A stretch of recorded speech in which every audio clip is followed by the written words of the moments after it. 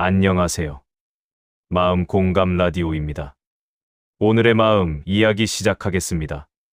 여러분은 사람과 대화를 하고 나서 말을 잘못한 것 같아 혼자 마음이 무거워진 적 없으신가요? 나이가 들수록 말 한마디가 더 조심스러워집니다. 괜히 상처를 줄까 걱정되고 말을 안 하자니 답답해집니다. 그래서 우리는 참는 쪽을 선택할 때가 많습니다. 그런데 인간관계가 힘든 이유는 말을 많이 해서가 아닙니다. 의외로 어떤 말을 했느냐보다 어떤 말투로 했느냐가 관계를 더 어렵게 만듭니다. 같은 뜻의 말인데도 상대를 편안하게 만드는 사람이 있고 같은 상황인데도 관계가 멀어지는 사람이 있습니다.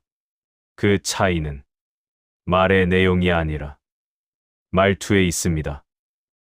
오늘은 이 말투만 잘 써도 인간관계가 한결 편해지는 6가지 중요한 말투를 차분히 정리해 드리려고 합니다. 지금부터 바꿔도 늦지 않습니다. 말투를 바꾼다고 사람이 달라지는 것은 아니지만 관계는 충분히 달라질 수 있습니다. 지금부터 인간관계를 억지로 참지 않으면서도 내 마음을 지킬 수 있게 도와주는 6가지 말투를 하나씩 이야기해 보겠습니다. 구독과 좋아요를 눌러주시면 이런 마음 이야기들을 다음에도 더 편하게 받아보실 수 있습니다. 당신이 있어서 너무 좋아요. 73세 박지영 씨는 매주 목요일 오후 2시마다 동네 경로당에 갑니다. 경로당에서 만난 김순애 씨와 함께 화투도 치고 차도 마시는 시간입니다. 어느 목요일 김순애 씨가 나오지 않았습니다. 다른 사람들과 이야기를 나눠도 뭔가 허전했습니다. 다음 주 목요일 김순애 씨가 경로당 문을 열고 들어왔습니다. 박지영 씨는 반갑게 손을 흔들며 다가갔습니다. 순애 언니, 지난주에 안 오시니까 얼마나 허전했는지 몰라요. 언니가 있어야 경로당이 즐거워요. 화투도 재미없고 차도 맛이 없더라고요. 김순애 씨는 잠시 말을 잇지 못했습니다.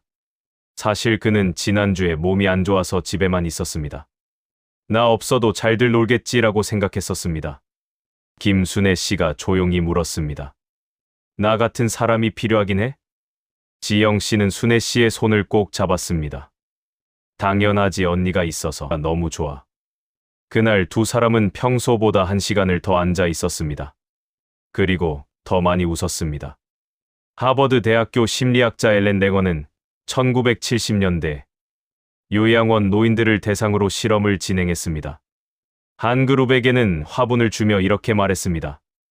당신이 이 화분을 돌봐주셔야 합니다. 당신이 필요합니다.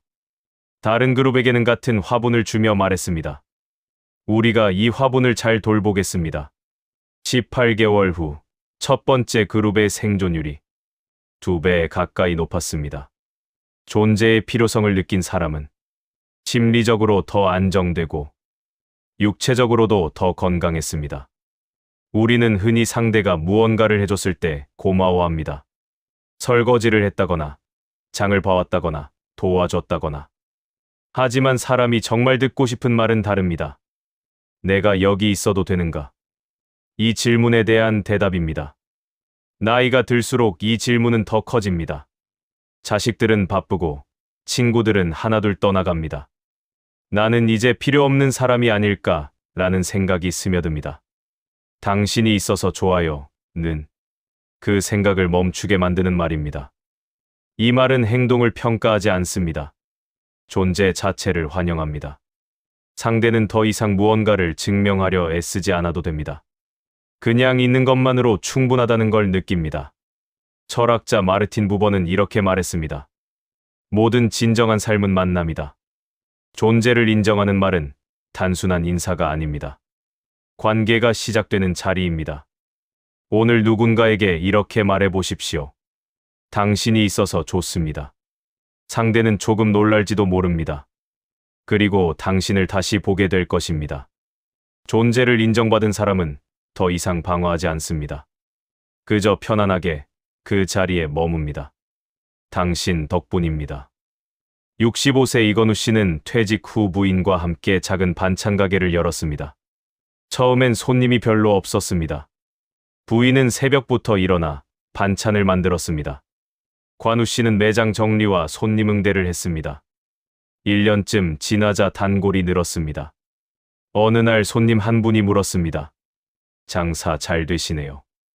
이제는 빨리 와야지. 인기가 많아 반찬이 빨리 떨어지네요.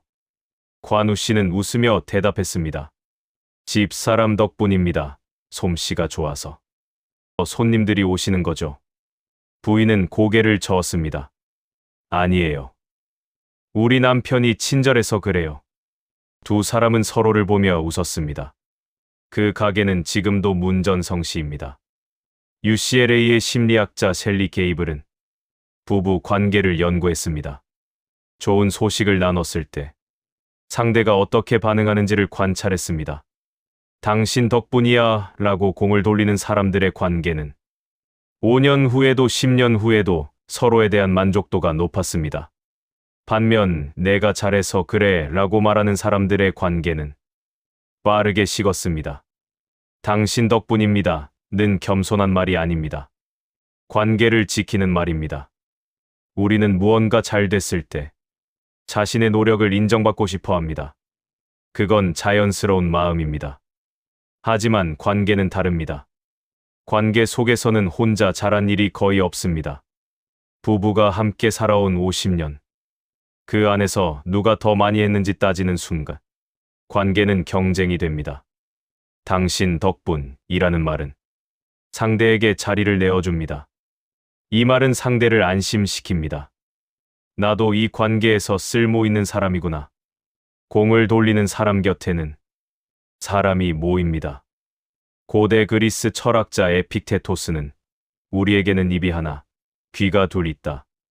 말하기보다 듣기를 2배로 하라는 뜻이다. 공을 돌리는 말은 상대의 목소리를 듣겠다는 뜻입니다. 오늘 무언가 잘 됐다면 이렇게 말해 보십시오. 당신 덕분입니다. 상대는 조금 쑥스러워할 것입니다. 그러나 당신 곁에 더 오래 머물고 싶어 할 것입니다. 그럴 수도 있겠네요. 정미선 씨는 며느리와 함께 시장을 보러 갔습니다. 며느리가 양파를 고르며 말했습니다. 어머니, 요즘은 양파를 냉장고에 보관하면 더 오래 간대요. 인터넷에서 봤어요. 정미선 씨는 속으로 생각했습니다. 양파를 냉장고에, 그럼 물러지는데. 예전 같았으면 이렇게 말했을 겁니다. 아니야. 양파는 바람 통하는 데 두는 거야.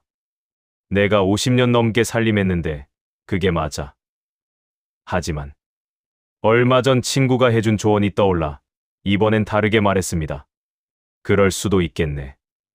요즘 냉장고도 좋아졌으니까 한번 해보자. 며느리는 깜짝 놀란 표정을 지었습니다. 그리고 웃으며 말했습니다. 어머니, 제 방식이 불편하시면 어머니 방식대로 하셔도 돼요. 정미선 씨도 웃었습니다. 괜찮아. 새로운 것도 배워야지. 그날 저녁, 두 사람은 요리를 하며 이런저런 이야기를 나눴습니다.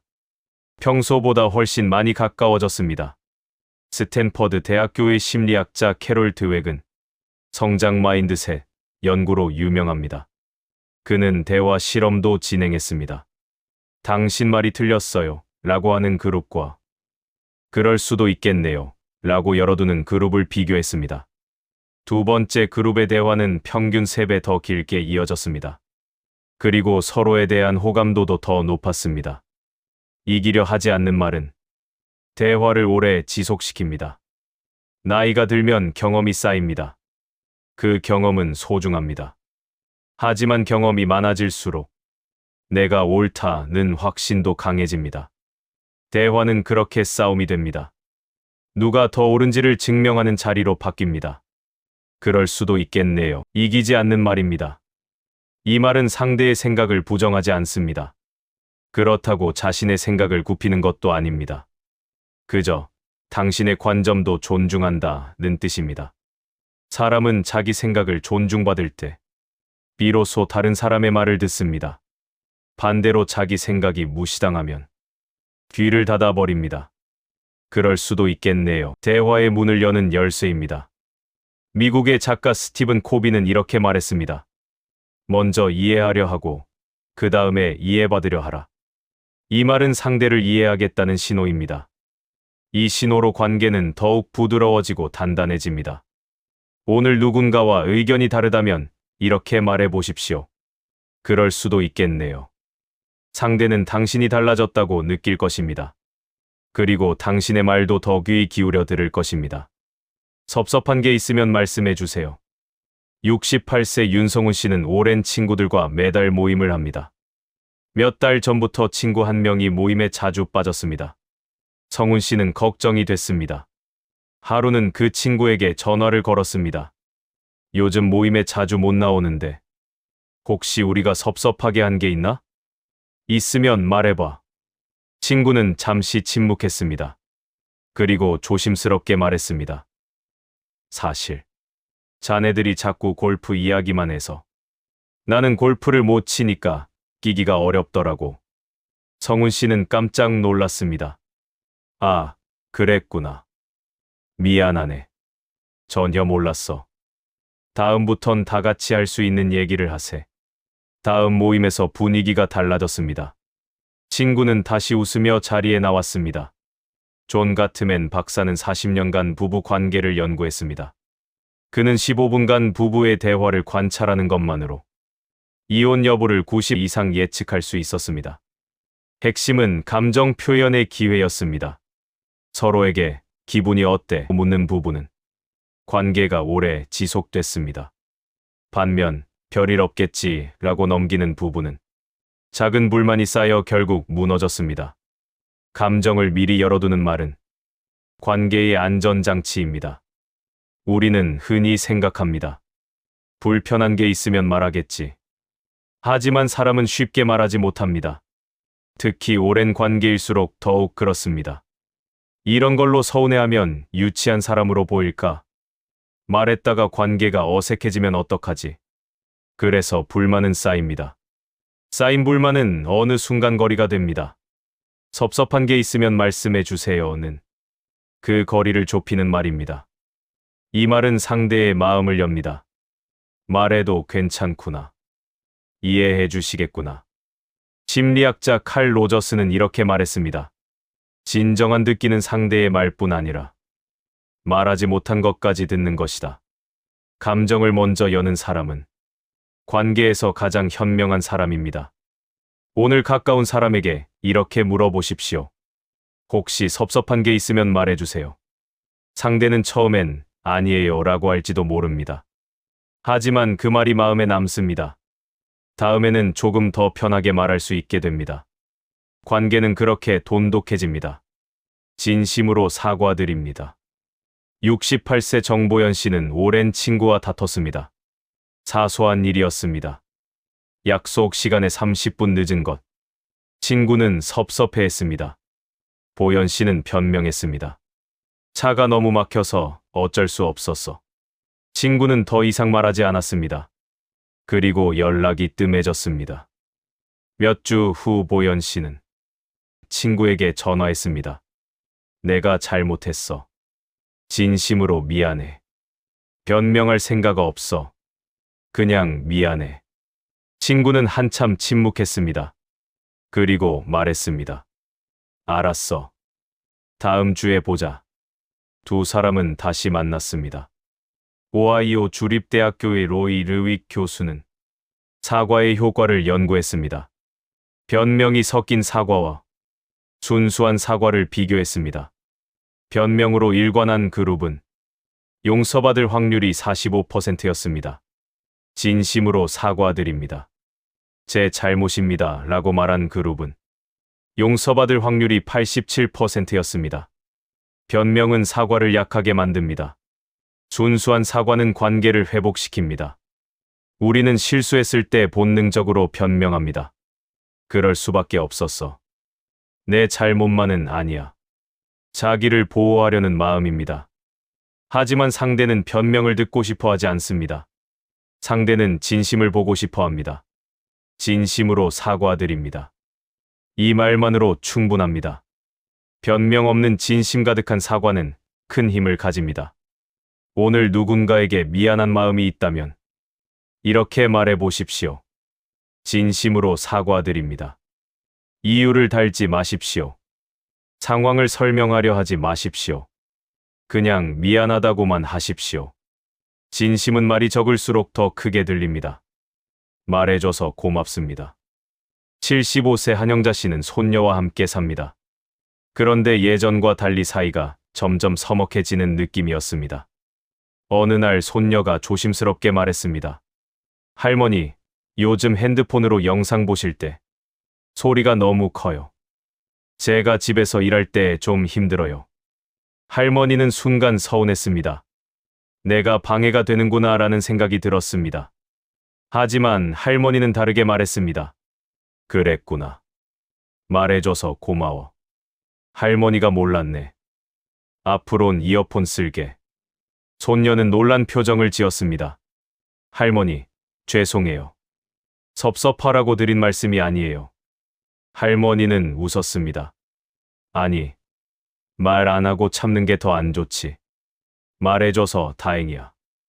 그날 이후 두 사람은 더 편하게 이야기했습니다. MIT 미디어랩의 알렉스 펜틀랜드 교수는 조직 내 소통 패턴을 연구했습니다. 팀원이 불편한 점을 말했을 때 리더가 어떻게 반응하는지 관찰했습니다. 말해줘서 고맙다라고 반응한 리더의 팀은 생산성이 30% 높았습니다. 그리고 팀원들의 만족도도 높았습니다. 반면 그게 무슨 문제야 라고 반응한 리더의 팀은 점점 침묵했습니다. 불만은 커졌고 성과는 떨어졌습니다. 우리는 누군가 불편함을 이야기할 때 본능적으로 방어합니다. 내가 뭘 잘못했다는 거야? 나는 그럴 의도가 없었어. 상대의 말이 곧 나에 대한 공격처럼 느껴지기 때문입니다. 하지만 관계는 다릅니다. 상대가 불편함을 말한다는 것은 아직 이 관계를 포기하지 않았다는 뜻입니다. 정말 관계가 끝나면 사람은 말하지 않습니다. 그냥 떠납니다. 말해줘서 고맙습니다는 상대의 용기를 인정하는 말입니다. 이 말은 관계의 안전함을 만듭니다. 그 속에서 사람들은 진심을 나눕니다. 오늘 누군가 당신에게 불편함을 이야기한다면 먼저 이렇게 말해 보십시오. 말해줘서 고맙습니다. 그리고 잠시 멈추십시오. 상대의 말을 들으십시오. 말을 받아주는 사람 곁에는 진심을 나누는 사람이 모입니다. 인간관계는 결국 이렇게 만들어집니다. 서로의 말을 들어주는 것. 그것이 진정한 관계의 시작입니다. 우리는 6가지 말을 함께 살펴봤습니다. 당신이 있어서 너무 좋아요. 당신 덕분입니다. 그럴 수도 있겠네요. 섭섭한 게 있으면 말씀해 주세요. 진심으로 사과드립니다. 말해줘서 고맙습니다. 이 말들은 특별한 기술이 아닙니다. 그저 조금 다른 태도입니다. 박지영 씨는 친구에게 당신이 있어서 좋다고 말했습니다. 30년 우정이 더 단단해졌습니다. 정미선 씨는 며느리에게 그럴 수도 있겠네라고 말했습니다. 그날부터 두 사람은 더 편하게 이야기했습니다. 윤석현 씨는 친구에게 섭섭한 게 있느냐고 물었습니다. 멀어질 뻔한 관계가 회복됐습니다. 말 하나가 관계를 바꿨습니다. 거창한 행동이 아니었습니다. 나이가 들면 관계가 줄어듭니다. 친구들은 하나둘 떠나갑니다. 자식들은 바쁩니다. 그래서 남은 관계가 더 소중합니다. 관계를 지키는 건 어렵지 않습니다. 억지로 참을 필요도 없습니다. 품위를 잃을 필요는 더욱 없습니다. 그저 조금 다르게 말하면 됩니다. 완벽하지 않아도 괜찮습니다. 이 6가지 말을 완벽하게 할 필요는 없습니다. 때로는 실수할 수도 있습니다. 화가 나서 거칠게 말할 때도 있을 겁니다. 억울해서 변명하고 싶을 때도 있을 겁니다. 그래도 괜찮습니다. 우리는 사람입니다. 중요한 건 다시 시작하는 것입니다.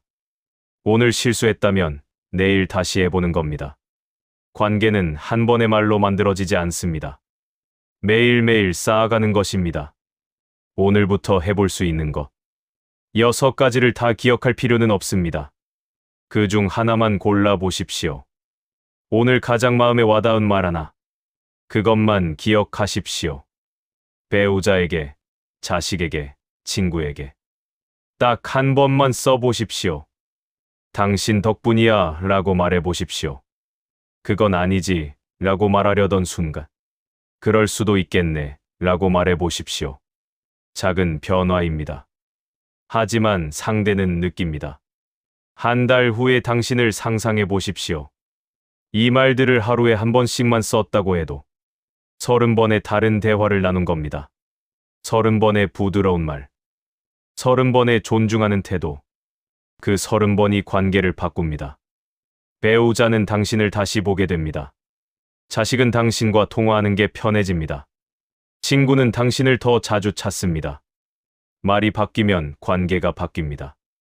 관계가 바뀌면 인생이 바뀝니다. 관계는 매일 주고받는 말의 총합입니다. 좋은 관계는 좋은 말에서 시작됩니다. 오늘 하루 한 사람에게 한마디만. 당신 곁에 있는 사람을 바라보십시오. 그리고 말해보십시오. 당신이 있어서 좋습니다. 그 한마디면 충분합니다. 관계는 거창한 것이 아닙니다. 오늘 하루 당신이 건네는 따뜻한 말 한마디. 그것이 내일의 관계를 만듭니다. 마음 공감 라디오를 들어주셔서 감사합니다.